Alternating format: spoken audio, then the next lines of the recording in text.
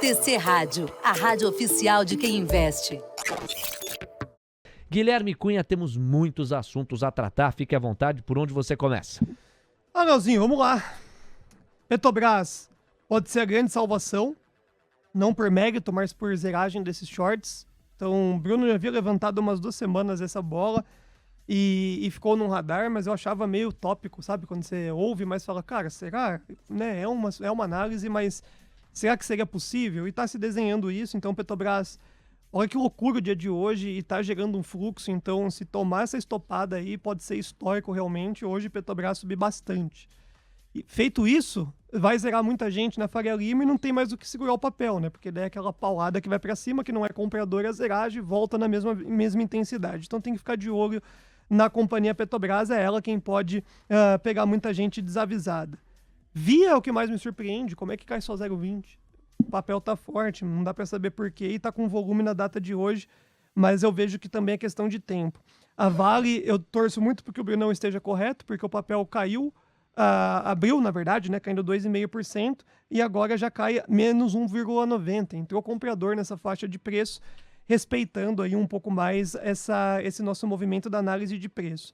No demais, Léo, tudo é queda, né? E os poucos que estavam sobreviventes no 0,40 já começa a distribuir quedas um pouco mais acentuadas para o dia de hoje. O Magalu, que abriu caindo muito, também chamou bastante comprador. Eu vejo que o massacre da Serra Elétrica não será tão agressivo para as empresas que estão em suportes extremos. Eu acho que esse é o grande insight que a gente tem na data de hoje. A correção está vindo, ela veio, na verdade, para chamar os avisados e os atrasados, mas as empresas que estavam beirando mais os grandes suportes, elas vão acabar tentando conduzir. Tem que tomar cuidado, por exemplo, com lojas Renner, que era 18, o preço foi lá para 20. Um parênteses, Gui. Urgente no painel Mover Pro, toca no arcabouço fiscal e na potência de agenda dentro do Senado Federal. Vamos à informação. Rodrigo Pacheco declara que será dada prioridade ao arcabouço fiscal no Senado, o que nos leva a intuir e concluir que o texto vai direto para o plenário. Ele não afirmou com estas palavras, mas pode ser o desdobramento de interpretação do mercado mais iminente a esta declaração. Um complemento na informação divulgada por agências é que Pacheco disse também que há ambiente muito propício para a redução da taxa de juros, condicionando o arcabouço fiscal. Embora a RCN tenha dito que não há uma relação mecânica, ele condiciona a apreciação do arcabouço fiscal e a aprovação, que será rápida e célere no Senado, a julgar pelo urgente do painel Mover Pro, a diminuição na taxa básica de juros do país, a diminuição da Selic. Vamos ver como isso retempera as negociações. Por hora, o Ibovespa está caindo 0,78%, 109.070 pontos. O dólar caindo 0,68%, R$ 4,945. E a curva de juros desidratando 10 pontos base em média. E mínima atrás de mínima. Continua, hein? Já temos contratos enxugando 12 pontos base nos pedidos de prêmio. Gui, te interrompi, devolvo a bola para você. Você dizia... Não, eu vejo que nas companhias, né, diretamente nas ações, são as empresas que mais tiveram as altas que tendem a sofrer mais na data de hoje. Nós temos que tomar, por exemplo, cuidado com a loja Renner, que era 18, o alvo foi para 20. Ela pode voltar para o alvo de 18. A tenda, que era para R$8, estava querendo explodir acima dos 8, ela tende a ter uma correção um pouco maior, por mais que tenha essa queda da curva de juros aí, que está pressionando a curva Selic também. As aéreas podem sofrer um pouco mais, por mais que tenhamos aí a movimentação da queda do dólar, mas tudo que estilingou demais pode trazer uma movimentação um pouco mais baixista. Agora, os bancos mostraram bem resilientes nessa abertura. Petrobras não para de subir, vai estar desenhando esse movimento que nós estamos fazendo, falando a respeito da zeragem dos shorts. Então, não é uma catástrofe. Só tem que tomar muito cuidado com os papéis que subiram demais. Os papéis que subiram demais, hoje cair 4, 5% é normal. E aí a gente encerra essa correção técnica e pode retestar os 111.250 para dar uma sequência de alta para prazos maiores. Mas o contexto da abertura foi exatamente como era desenhado por nós. Bom, você já percebeu que o nosso Bruno Mazzoni está de volta. Petrobras não para de encorpar o viés de alta, é o grande porto seguro na composição do Ibov neste momento e está melhorando a situação tanto do quarteto de ferro quanto dos bancos. Isso vai produzindo alívio. O Ibov, que já chegou a cair 1%, cai agora 0,7%. Deve diminuir, já cai agora 0,6%, 0,60%. Vamos entender aqui a notícia no momento em que ela ocorre. Primeiro os bancos. Santander está na máxima intradiária, Bradesco tocou a máxima intradiária, Itaú tocou a máxima intradiária. Seguem caindo, mas caem menos. O setor bancário está tirando menos pontos do Ibovespa. Petrobras não para de renovar máxima atrás de máxima. O Gui foi cantando a bola tão logo na reavirada. Por quê? Pessoal, como tem muita gente shorteando Petrobras, ou seja, como tem muita gente apostando na queda dos papéis de Petrobras e montando posição vendida no papel, qualquer sopro de alta acaba forçando alguns stops. Ou seja, acabam forçando a desmontagem da posição de venda no papel. E na prática, Guilherme Cunha, o que é a desmontagem na posição de venda do papel? É a montagem de uma posição de compra. Isso. Quem está vendido num papel e precisa desarmar essa posição, automaticamente tem que recomprar as ações. Ao recomprar as ações, porque você alugou na expectativa de que o papel caia. Quando a tese vai fugindo do que você espera, quando o papel não vai caindo, o seu prejuízo vai ficando maior. Isso força o stop. Isso força a desmontagem de posição, o que te obriga a recomprar o papel. Ao fazê-lo, você transforma uma contraforça numa força compradora. E isso puxa o papel para cima. Então, o pulo do gato. Você que me ensinou. Então, é o pulo do gato. Salmas de palmas para o nosso meu querido empresário. Léo Levati. Esse é meu empresário, Guilherme Cunha, ao vivo aqui às 10h16. Esse é o Super Gui.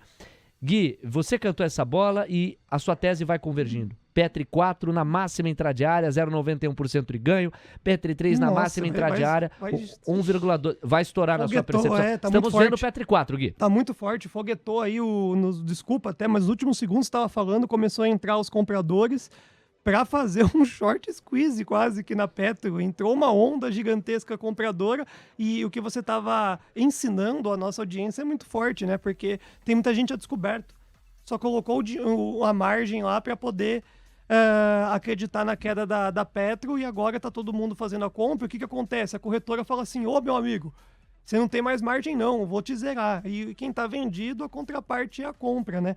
Então, se passar dos 27,04 ali, Léo, nossa, vai ser um dia muito maluco, porque a Petrobras sozinha vai conseguir fazer um estrago também na venda do índice, vai explodir lá de volta para os 111.250. Então tem que ficar ligeiro, a gente já estava falando que a gente ia ficar de fora do índice na data de hoje, porque é esse tiro, porrada e bomba, e para operar o índice futuro hoje você precisa ter a Petrobras. Então tem que chegar vendedor, se não chegar os vendedores pressionando esses compradores que estão com as linhas abertas na data de hoje em Petrobras, pode ser um dia, inclusive, entre aspas, histórico para a companhia e para o nosso Ibovespa também. Olha, são 10h17, temos notícia, Ambev positivou, agora está subindo 0,34% a 14,64%. Santander está na iminência da virada, Sambi 11 quase indo para o terreno positivo, agora está caindo 0,03%. E nós temos uma melhora também em Itaú caindo 0,28%, um sopro e o papel consegue atingir o terreno positivo. Leilão. Me parece que Suzano é o papel que mais está quebrando a expectativa, que não devia ser só sua, Gui. Devia ser de muita gente. Costuma ser um papel voltado para o campo defensivo. E Suzano está caindo 2%. R$ 44,95. Você pode ter em partes realização, porque o papel avançou muito, e em partes o dólar punindo. Como é um papel que depende muito de exportação e, portanto, entrada de dólar, o dólar segue caindo. Pra você ter uma noção, na semana, a moeda americana recuando 1,17%. E tome mínima atrás de mínima para a curva de juros, hein? Já temos 11 pontos base e meio a menos nos pedidos de prêmio em média. Isso é bastante coisa. Então, Gui, eu queria te ouvir sobre Suzano. Antes, o Diego declarou um leilão. De qual papel? Leilão de Alpa 4, viu, Léo? Alpargatas está subindo agora 1,37%, estava subindo quando foi devolvido o leilão a R$ 10,39, variação teórica de queda de 0,10%. Perfeito. Vamos lá, meu caro Guilherme Cunha, 10h19. Diga lá, Suzano, tá surpreendendo? Mas é muito cedo, viu, Léo? Eu acho que ainda muitas surpresas podem acontecer e até 10h30 não ter nada disso se materializando. Nesses papéis, entre aspas, com menor liquidez, mais frágeis, Suzano pode daqui a pouquinho simplesmente trazer uma reviravolta significativa. Assim como alguns outros papéis começaram a surpreender, o caso de Ambev, de novo, os papéis que estavam já em suportes muito grandes, né, eles tendem a pelo menos dar uma segurada. Eu ficaria de novo preocupado com Bradescão, que estilingou, esses papéis que foram embora. A data de hoje ela é muito trágica para esses papéis, mas vem um volume também um pouco melhor do que o esperado. Os últimos dias a grande incógnita era esse movimento do volume e hoje Petrobras vem sendo o grande destaque. Vale tenta, mas não consegue, tá, Léo? Acho que Vale também é o principal destaque aqui que a gente acompanha. Vale chega o comprador, na mesma toada chega a movimentação vendida. Agora a Petro ainda tem os comprados querendo estragar essa festa. Suzano, é questão de tempo, acho que tem que esperar o cenário. E a levantada de bola que vocês tiveram com Corleta foi muito bom, né? A Taesa virou, as elétricas começaram a impulsionar também alguns pontinhos para o Ibovespa e tá funcionando bem. Empresa boa hoje não sofre tanto não. Tá? Por exemplo, uma Porto, tava caindo 1,5, já cai 0,60 e tende a positivar. Então é o contexto de empresa boa na data de hoje. Muito bom, Gui. São 10h20. O Diego tem um complemento, me parece que é sobre Vale, porque no que você mencionou Vale, o Diegão já fez o sinal, pode ser o minério de ferro, pois não, Diego? Exatamente, o minério de ferro lá em Dalian que abriu no pós-mercado e continua caindo, 2,08% de recuo para o minério de ferro lá em Dalian, 682 yuanes é o preço de momento. Muito bem. 10h20. Bruno Mazzoni já voltou há alguns minutos. Você está acompanhando o suporte gráfico que não falha. Vamos trazer o Caio Melo de volta para a roda aqui. Ele tem alguns destaques importantes e a gente pouco a pouco vai passeando pelas perguntas de vocês. Tem aqui o perfil Um Mero Especulador. Gostei. Ele diz assim: 1.200 telespectadores simultâneos no YouTube e só 645 likes.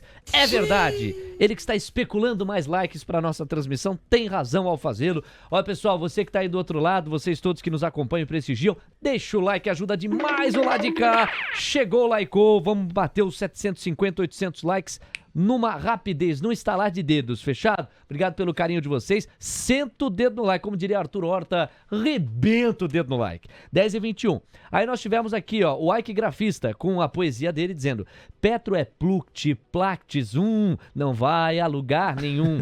Tá entendendo que vai ficar meio de lado a Petro. Já o Tiagão tá dizendo: não duvidem da minha Petro. Quem shortear Petrobras, ou seja, quem apostar na queda dos papéis, vai pagar minha marmita. E com direito a refri. Será, Tiagão? Petrobras, de fato, sendo o grande destaque da nossa cobertura. Já eu passei por alguns papéis e setores que a nossa audiência vai encomendando. Se você quiser passar na frente e solicitar prioridade, manda o superchat pra cá.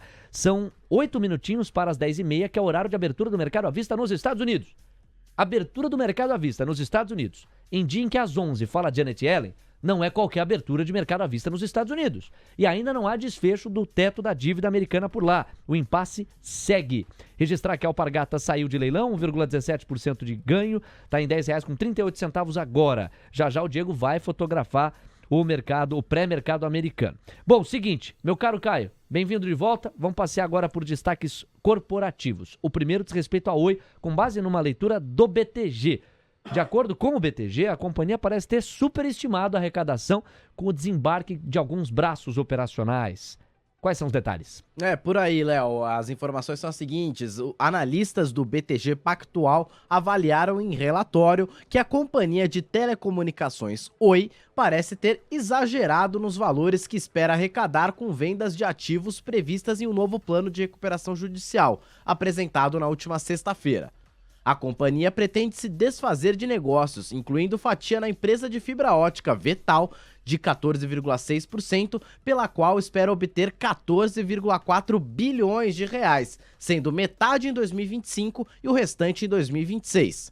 A fatia de 40% na Clientico, originada da antiga Oi Fibra, pode levantar 4,8 bilhões. Mas são esses valores que a BTG considera exagerados. Nesta semana, a Oi ainda divulgou resultados do quarto trimestre de 2022 que estavam atrasados, reportando um prejuízo líquido de 16,66 bilhões de reais, alta de 396,3% na base anual. Segundo o diretor-presidente da companhia, Rodrigo Abreu, o balanço foi prejudicado pela separação de ativos de cobre da Oi. Vamos então para a cotação de Oi BR3. Neste momento está batendo máximo intradiária em R$1,08, 0,93% de avanço. 10h24. Olha, Gui, é o seguinte, claro que você fica à vontade se quiser complementar Oi, tá chamando a atenção no noticiário, mas a gente sabe que é um papel muito pequeno perto dos que realmente estão chamando a atenção, sobretudo hoje. Atualizações. Eletrobras positivou, Elet 6, subindo 0,08%. A gente sabe que Elet 3 é que tem maior volume de negociação, está em vias de virar. Agora está caindo só 0,06%.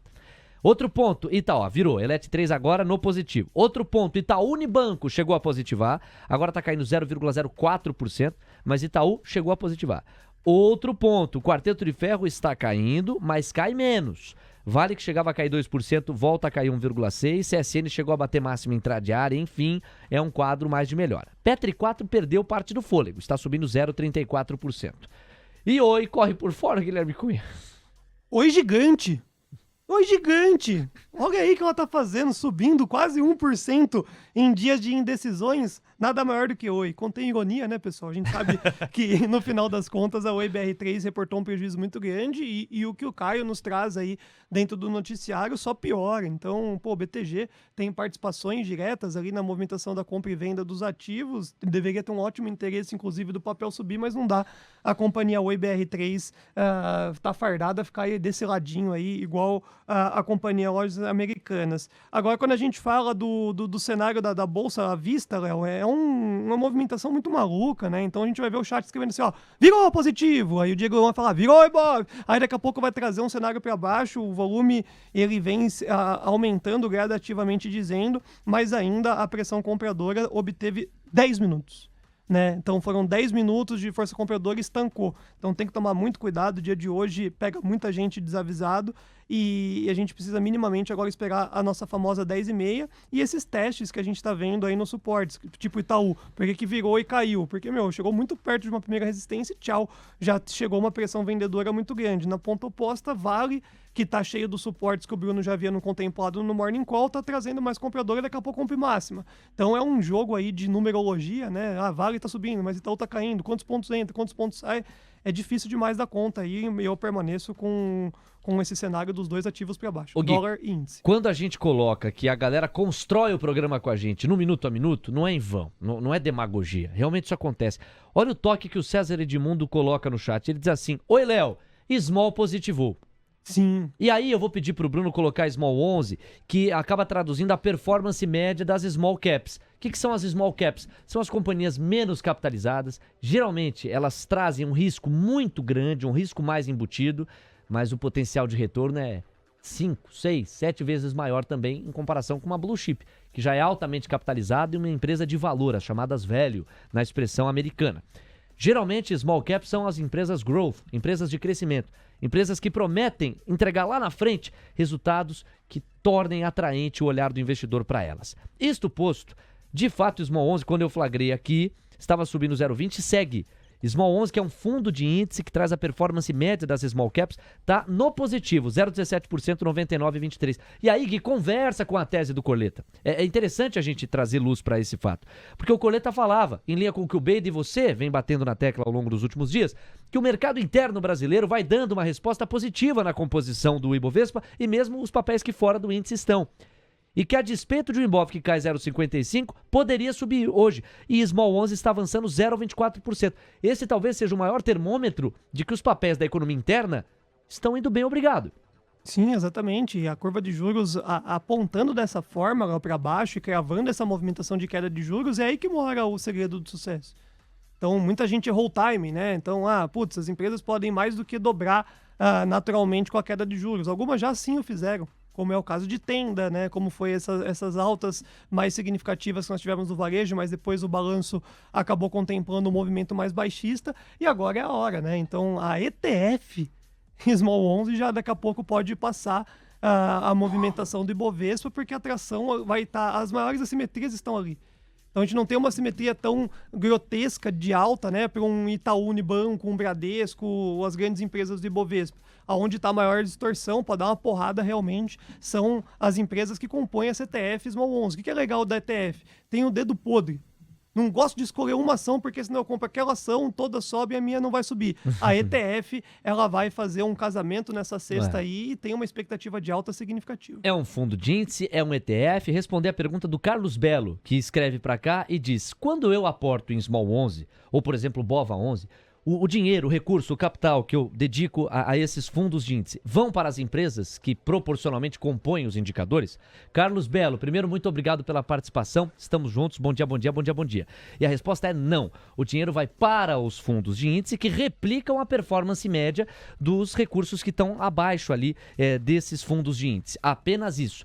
Tanto que é um jeito de se expor os papéis que compõem o índice de um jeito muito mais equilibrado, porque a volatilidade que um fundo de índice tende a apresentar é menor do que os papéis isoladamente. 10h30, um abração para o Carlos Belo, sempre bastante ativo aqui na nossa conversa. O Diego Kerber agora faz a abertura do mercado à vista. Diego, é uma abertura de mercado à vista nos Estados Unidos que, sincero e honestamente, não é trivial. Tanto porque o viés de baixa se acentuava, a julgar pelas tuas últimas atualizações, como pelo fato de nós estarmos a 35 minutos das falas de Janet Yellen, secretária do Tesouro, sob a luz ou pano de fundo de um teto da dívida que não encontra uma resolução, e nós estarmos também há algumas horas, vai ser a atração do Gabriel Medina, da Camila Valvezan e da Mari Friedman no Glorioso Expresso da Tarde, estarmos a algumas horas da divulgação da ata do FONC. Essa divulgação será às 3 da tarde, cobertura especial do Expresso da Tarde hoje. Você, Diego? Exatamente. E, Léo, vai seguindo a tendência que a gente via no pré-mercado, só que o Dow Jones melhorou um pouco o cenário, tá? Abriu em queda de 0,21%, bem mais leve do que a gente via no pré-mercado. O S&P 500 tá abrindo em queda também de 0,47%, enquanto o índice Nasdaq vai recuando neste momento, 0,61% que mais recua. Pontuação do Nasdaq, 12.483 pontos. Pontuação do S&P, 4.125 pontos. E o Dow Jones está em 32.953 pontos, perdendo aí o patamar de 33 mil pontos. Agora é um recuo de 0,32%, convergindo para o que a gente via mais forte no pré-mercado. Atualizando a situação da renda fixa lá nos Estados Unidos, os yields de 10 anos estão pedindo 1 ponto base a menos de prêmio, estão rendendo ao ano para o investidor 3,68%. Enquanto os yields de 2 anos estão desidratando quase 4 pontos base para 4,28% de rendimento ao ano. O que chama atenção também, Léo, é o petróleo, tá? O Brent está agora avançando 1,81%, se aproximando de 2% de alta, $78,24 é o preço do barril. E o WTI, esse chegou a tocar 2%. Eu flagrei aqui tocando 2%. Agora voltou para esse 2% de alta. 2,02% de avanço, para ser mais específico. $74,40 é o preço do petróleo, tá, Léo? Só atualizando também a situação do minério de ferro lá em Dalian, caindo 1,87% agora no dia, 683 yuanes e 50 centavos. Vou aproveitar para mandar um abraço para todo mundo aqui rapidinho no nosso station, também lá no nosso WhatsApp. No WhatsApp, o Alexander Queiroz já participou aqui com a gente, também o Rui Nascimento mandou mensagem, o André Luiz falando: estamos na Station no YouTube, bons trades a todos, sempre com a TC Rádio, um abraço pra ele. Também o nosso querido ouvinte, o Eliabe, ele mandou aqui: pra mim o mercado quer subir, está fake caindo pra deixar todos os vendedores pra trás, será? Grande abraço aí pro nosso querido Eliabe. Também, manda uma mensagem aqui, o nosso ouvinte, aqui o perfil no WhatsApp é World Hair. Olha aí. E ele manda aqui: bom dia, galera TTC. Olha aí a Vale, mostra pro Guilherme. E aí ele mandou esta imagem maravilhosa do Guilherme, do cabelo de Guilherme Cunha. Putz, que ele gostaria de ter.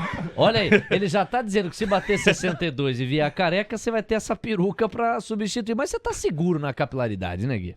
Eu vou falar pra você que eu estou tranquilo, mas se acontecer vai ficar feio o Expresso da Manhã. Meu Deus do céu, você imagina, eu vou ter que usar realmente um boné, uma peruquinha aí, a lá Fausto, né? Porque senão vai ficar bem esquisito. Pô, você falou Fausto, eu falei Fausto Silva? Não, você tá falando do Super o Jorginho, Fausto, né, meu? Jorginho, meu, um cara super legal, super bacana, de olho nos racionais todos. Olha o risco fiscal aí, meu. 10h33. Diego Kerber, se eu te perguntasse assim, com essa voz de Leonardo Levati, do que a gente gosta, você ia falar, de informação, prestação de serviço. Com certeza. E se eu te perguntar do que a gente gosta, com a voz do Silvio Santos, você vai responder o quê? Gostamos de caixinha. Caixinha! Caixinha, né? Chegou caixinha aqui, ó. O Bruno Curi, TC Show, Gui, Trisul, TRIS3. Ainda tem fôlego? Pô, Trisul, vamos lá, a gente chegou a comentar recentemente desse papel, que foi uma surpresa bem positiva, né? em questão de quadro de cotação. Vamos falar primeiramente dos fundamentos da companhia, o que engajou essa alta e pode trazer ainda uma positividade para prazos um pouco maiores. É uma empresa que tem uma liquidez menor, mas paga um dividendo, e esse mês foi o mês da glória, sobe 30% cravado. Então, esse mês aqui, a companhia fez o dever de casa, recebeu o fluxo e obteve uma alta bem significativa. Quando a gente dá uma olhadinha no ROI da companhia, ainda ela deixa um pouco a desejar dentro do setor, que é de 11% uma média, ela tem 6,64%, mas ela não tem nenhuma alavancagem. Então, a Trisul S.A. tem ali uma capacidade ainda de gerar novos negócios bem interessante. Ela está no setor que todo mundo gosta, onde a queda de juros faz jus ao movimento de alta. O que incomoda um pouquinho na Trisul depois desse alto rally é que o ano de 2022 não conseguiu ser contemplado na mesma magnitude do que o de 2021 e o primeiro trimestre ficou levemente abaixo do quarto tri. Na verdade, ficou praticamente igual, né? Não teve uma melhora tão expressiva, foi só uma adequação de preço. Essa adequação de preço, Léo, ela tem aqui no meu entendimento uma movimentação nos 4,85, uma trava, e depois a máxima das 52 semanas lá na faixa dos 5,36. E dá o casamento com o que o Bruno acaba de mostrar na tela, o fim do fluxo. Então, ali perto dos 5,30, 5,36, máximas das 52 semanas, o mercado tende a começar a contabilizar lucros, né? Fazer essas parciais no movimento. 4,82, 4,85 já é uma primeira grande resistência. Então, só tem que tomar cuidado para não tentar alavancar mais resultados, né? Porque a gente viu Tenda, por exemplo, subindo mais de R$1 do nosso objetivo, mas aí é especulativo, não está dentro do cronograma. O cenário esperado é que dentro desses 4,82, 4,85, R$5,36, encerre o fluxo de alta da Trisul. Atenção, galera, 10h36, daqui a pouco a cobertura especial das falas de Janet Yellen na esteira de um acordo sobre o teto da dívida americana que não vem. Bruno Mazzoni vai dar o pitaco dele na antessala da nossa cobertura especial, que ainda conta com Jefferson Latos, você vai ter Moisés Beida, hoje Márcio Gomes. Como é que o Marcião tá olhando, hein? Como é que tá o manejo de risco do glorioso Márcio Gomes? Uma das vozes pra gente construir o programa. E o Guizinho que vai até meio-dia com nós aqui. Ei, garoto, 10h36. Seguinte, deixa eu ver pra onde eu vou. Eu vou agora falar de Vale. É o destaque da revista Veja, o Caio Melo traz pro nosso giro. Maior acionista da companhia quer troca de diretor. Ok, Veja! Pois não, Caio?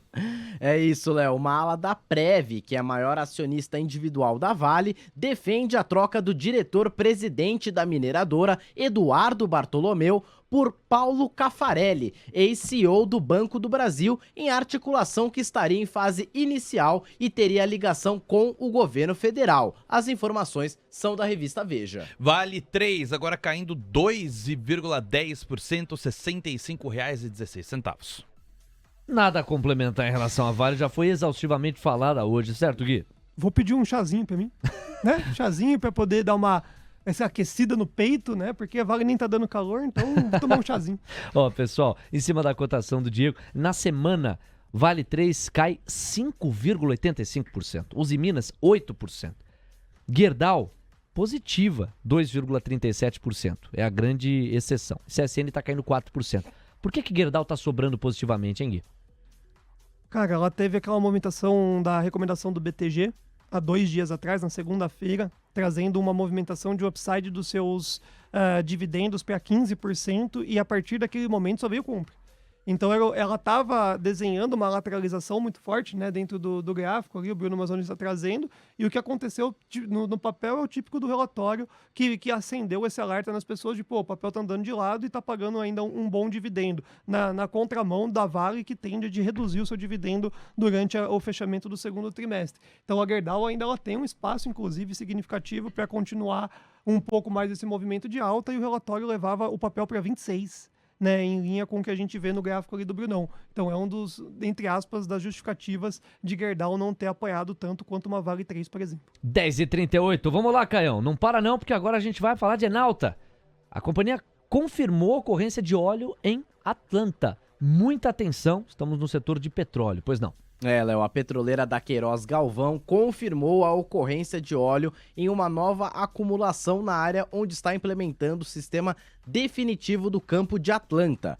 A companhia estima que os recursos in place excedem 230 milhões de barris de óleo e realizará estudos complementares para a definição do potencial técnico econômico. Enat 3 subindo forte, 4,06%, R$ 13,59. Força, Enalta, força. E é merecedora também, né? O papel já estava vindo numa tendência de alta com um fluxo bom. O noticiário é um dos noticiários que fazem preço. A gente às vezes fala alguns noticiários que não tendem a trazer um impacto de formato direto, né? Muda talvez uma trajetória para prazos maiores. Essa de Enalta começa a trazer um upside mais legal em 13,86, quiçá 15,31, aí já é um objetivo mais longevo, mas agora com uma forcinha compradora a gente pode bater esse semanal e romper em busca desses 15,31. 10h39, vambora, senhoras e senhores, a informação não para. Márcio Moraes é o novo CEO da Even. Caio Melo. A construtora e incorporadora elegeu Márcio Moraes como novo CEO, enquanto Leandro Melnick foi indicado para a presidência do conselho. Moraes atua há mais de 40 anos no setor, tendo fundado o grupo RFM. Ele ocupava uma posição no conselho, da qual renunciará para focar na gestão da empresa. Vamos para a cotação de Even 3, 0,66% de alta, R$ 6,14. É muito semelhante a Trisul, né? Nós temos aí a empresa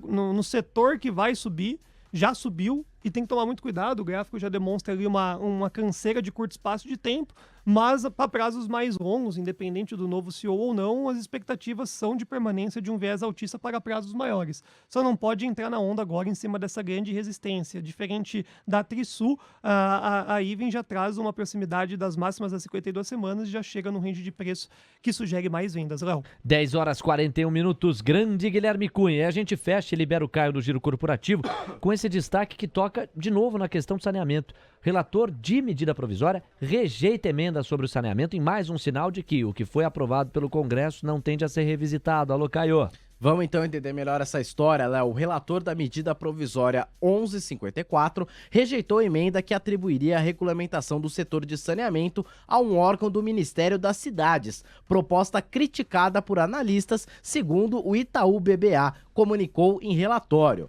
Segundo o banco, em nossa visão, seria uma notícia positiva, dado que a emenda teria impacto significativamente negativo sobre o setor e criaria consideráveis incertezas sobre o marco regulatório. Eu estou falando então da medida provisória 1154. Vamos então para as ações do setor de saneamento, começando com a Sabesp, SBSP3, está caindo 0,30%, R$ 50,31. Sanepar, as units, estão avançando 0,72%, R$ 20,97, e Copasa, CSMG3, 0,05% de alta, R$ 19,62. 10h42, Guilherme Cunha. Tá muito claro, há um alinhamento profundo nos principais integrantes do Congresso, em especial seus presidentes, no sentido de que medidas, sobretudo econômicas, aprovadas no horizonte dos últimos anos, não serão revisitadas a despeito da verborragia do Palácio do Planalto.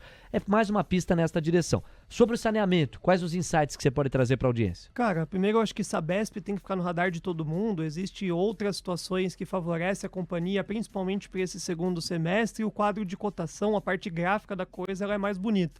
E Copasa me choca, né? O Bruno colocou ali rapidamente no cenário. Olha que maluquice.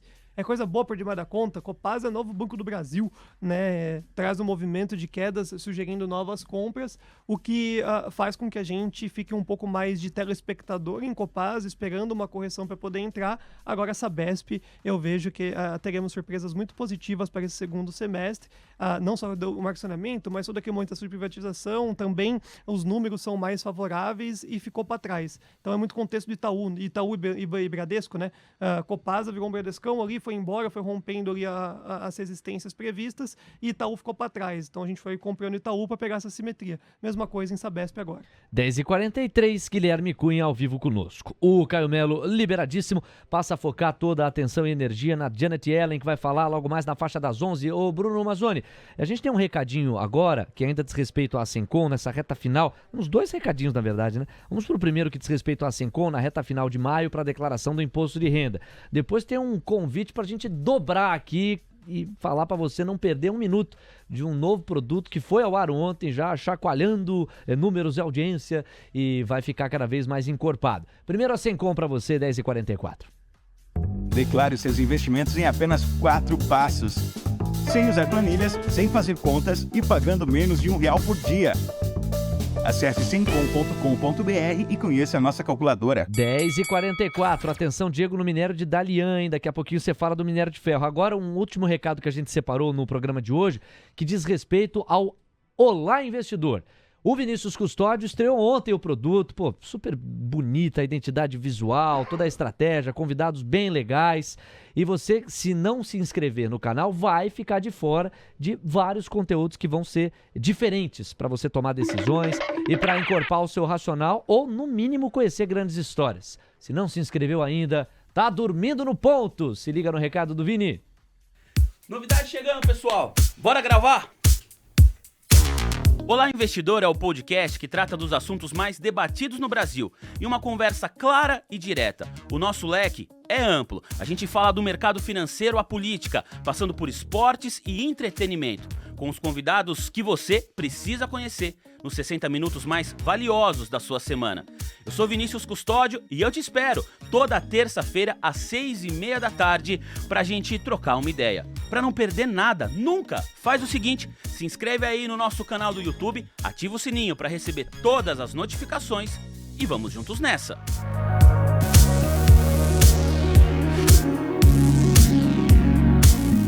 Tá dado o recado, meu irmão Vini Custódio, já encabeçando mais um almoço de negócios pra você. 10h45, é legal o jazzinho aqui, ó. Pam, então. Não é bacana? 15:11. Guilherme Cunha, meu amigo, é o seguinte, mandando um abraço aqui pro Super Puccioni que falou, já me inscrevi, aliás, o link pra você se inscrever no canal do Olá Investidor está na descrição da nossa transmissão do YouTube, tá? Um abração pro Puccioni, pro Ike Grafista, pro Luiz Laurentino, pro Thiago X-Trader, pro Fábio Lopes, pro meu amigo Fábio Henrique. Quem mais? Pro Adilson Machado, pro Diego Ribeiro, pro Wagner Ortiz. O Wagner não sugere aqui uma corrida pra gente bater 1000 likes de manhã. Olha, seria notícia, hein? Nós já temos 756 likes. Eu boto fé. Os 800 moram logo ali. Pessoal, vamos calibrar as expectativas para a cobertura especial que nós vamos fazer para as falas de Janet Yellen. Pode mexer muito com o cenário global e o Brasil não é uma ilha, teria os seus impactos. O próprio Ike Grafista brincou com isso mais cedo. Antes, o Diego atualiza a fotografia do minério de ferro e faz uma outra atualização, giro pelos Estados Unidos com o mercado à vista, que agora bate 16 minutos de bola rolando, Diego. Exatamente, vai piorando a situação lá nos Estados Unidos e no minério de ferro, tá? Lá em Dalian, o minério tá caindo agora 2,5%, já voltou para os 679 yuanes e 50 centavos, hein? Vai perdendo cada vez mais força o minério de ferro lá na China. Falando agora do mercado à vista americano, na verdade, já abriu, agora o Dow Jones vai caindo 0,5%, já tá em 32.891 pontos. O S&P 500 acentuou a queda, 0,64% de recuo, 4.119 pontos. Enquanto isso, o índice Nasdaq vai recuando 0,65%, 12.478 pontos. Então o S&P 500 vai equivalendo aí a queda em relação ao índice Nasdaq nos últimos minutos. Os yields de 10 anos vão agora zerando as perdas no sentido de perda de rentabilidade, está rendendo os 3,69% ao ano pro investidor. No caso dos yields de 2 anos, ainda é uma desidratação de 4 pontos básicos que a gente vê neles, 4,28% é a rentabilidade anual. Vamos falar também do índice VIX, porque olha só, Léo, voltou para os 20 pontos, 20,19 pontos, 9,02% de avanço agora para o índice VIX, o índice do medo. Já o DXY passou a subir 0,09%, uma alta tímida, mas ainda assim uma alta, 103,60 pontos, Léo. Quais são as notícias que eu vejo aqui, Gui? E aí na sequência o Bruno Mazzoni calibra as expectativas dele para as falas de Janet Yellen e o que pode acontecer nos mercados globais. Petrobras não manteve o fôlego. Nós temos Petri 4 subindo 0,15%. Esta é uma notícia. A outra notícia é que Magalu virou. Magalu está subindo 1%, R$ 3,70. Tem ainda uma terceira notícia. Entre os bancões, Banco do Brasil virou. Passou a subir 0,07%. E uma que eu não vou chamar de notícia, mas acaba dobrando a aposta naquilo que nós já vínhamos flagrando, o Quarteto de Ferro voltou a deteriorar as suas condições. Vale está caindo 2,27% e já ronda os R$ 64,90 de novo. Nós temos 65,7%, um pouquinho mais de fôlego de baixa e Vale volta para os R$ 64,00 com 90 e poucos centavos. Eletrobras bate máxima intradiária, Elet 3 e Elet 6, na esteira das declarações de Arthur Lira, Rodrigo Pacheco, no sentido de que não será revisitada a privatização, o que, se não produz grandes novidades, até porque a questão vai depender do judiciário e do STF, dá um recado inclusive para o judiciário. Pensando em relação entre os poderes, no fundo o que os presidentes das casas legislativas estão dizendo, vocês têm certeza, mesmo vocês do STF, que teriam essa condição, vocês têm certeza que vocês vão mexer com isso? Ó a briga que vocês vão comprar com a gente. Qual é? Isso aqui foi decidido pelo Congresso Nacional.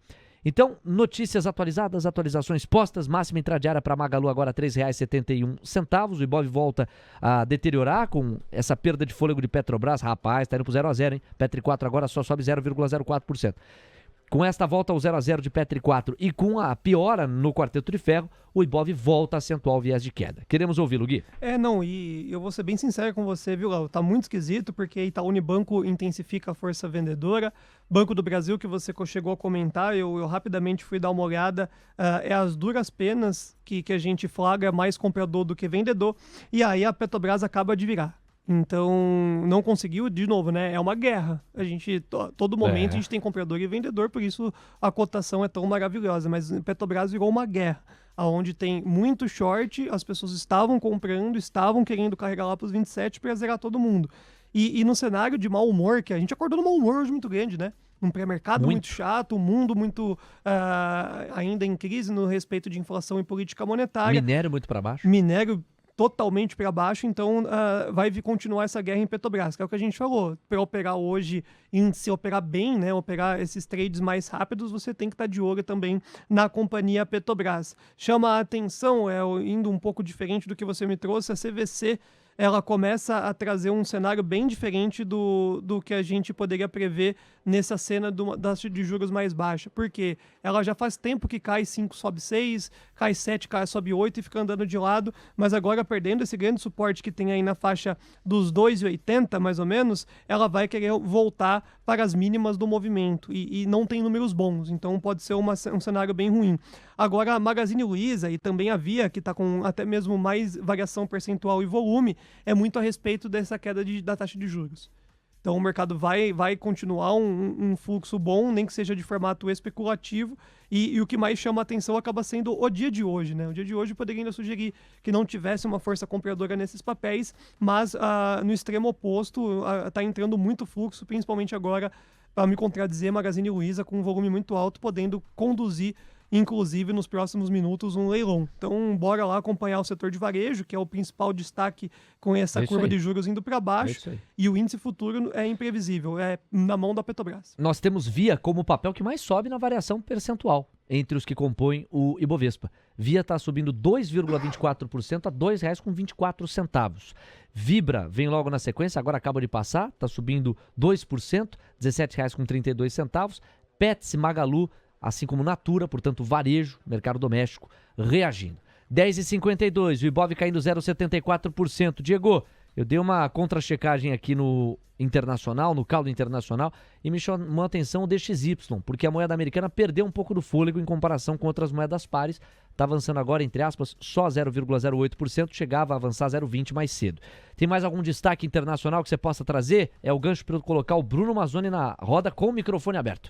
O que me chama a atenção, na verdade, é reforçar que o VIX voltou para o patamar de 20,24 pontos, né, subindo 9,29%. A gente estava cantando essa bola ao longo do programa nos últimos minutos, até da última hora, e agora realmente voltou para os 20,24 pontos. Então, aversão ao risco aumentando bastante lá fora, principalmente. O que me chama a atenção também, Léo, é a situação do petróleo Brent. Agora chegou a tocar aí próximo de 2% de alta, agora voltou ali para o patamar de 1,67% de avanço. O Brent está em $78,16 o preço do barril. No caso do WTI, é um avanço de 1,84%, $74,26. São 10h53. Só em função da urgência e para ilustrar o argumento das small caps, Mobli, MBLY3. O Leandro Araucária pergunta sobre o papel, porque está subindo 6,5%.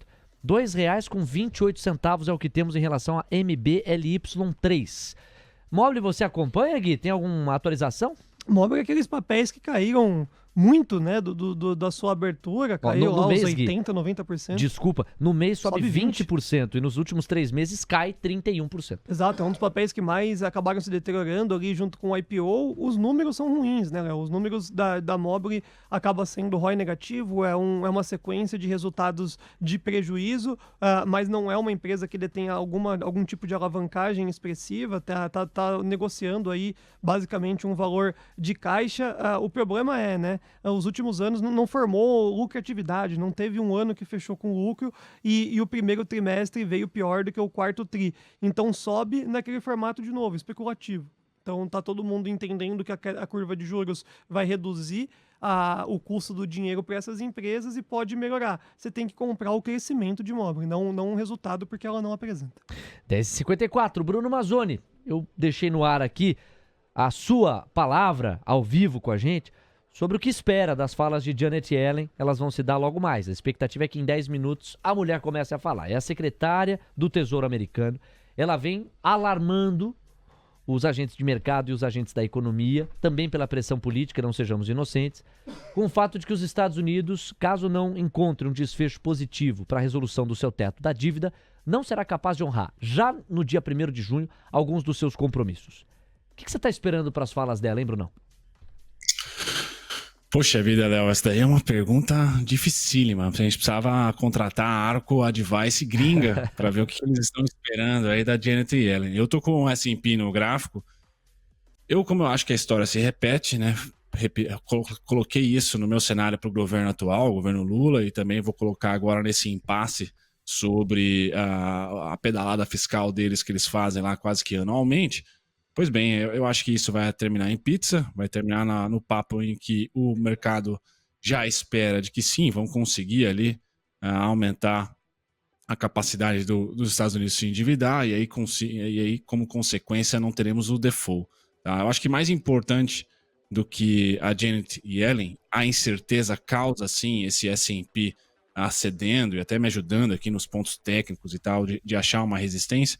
Eu acho que o mais importante é a gente olhar para o Fed no pós-Janet Yellen e como que os dados econômicos, que é o mais importante de tudo para os investidores que aportam nos Estados Unidos, é olhar a atividade econômica americana. Eu acho que menos para essa parte de impasse político. Já houve default técnico, tá? Há uma diferença muito grande entre default estrutural, tá?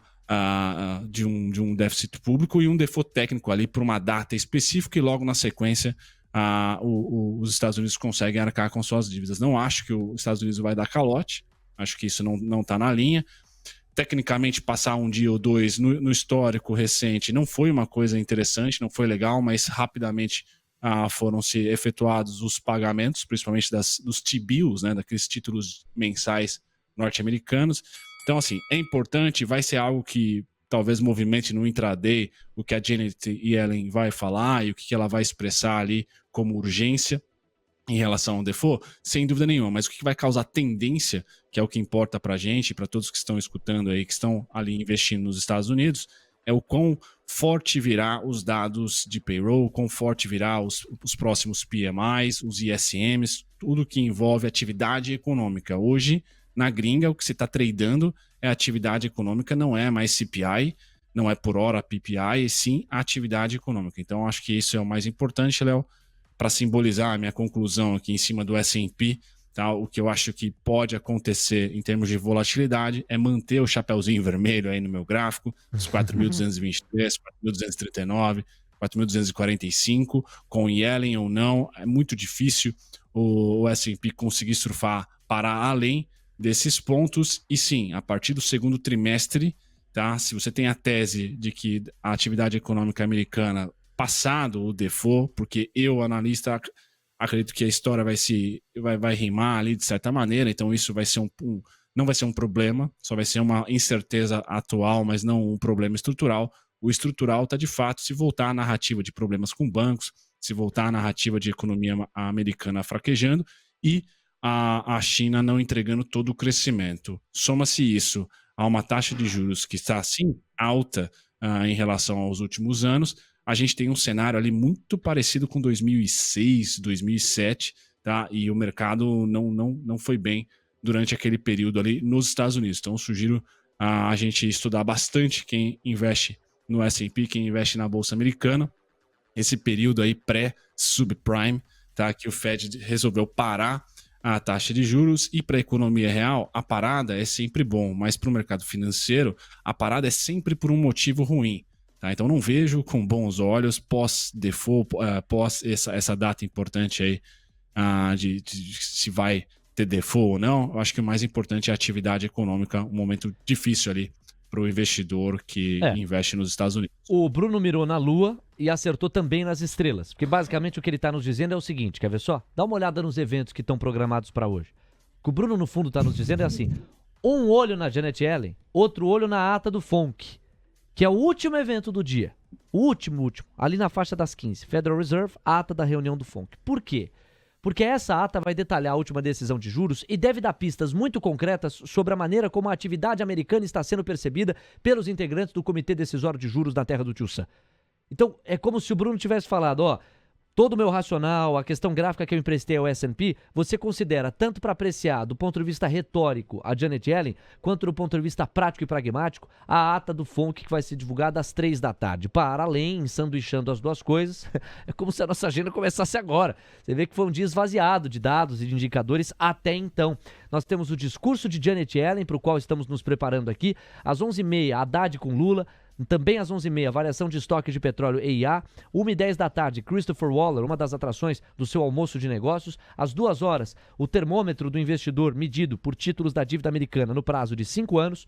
2h30, o fluxo cambial semanal brasileiro.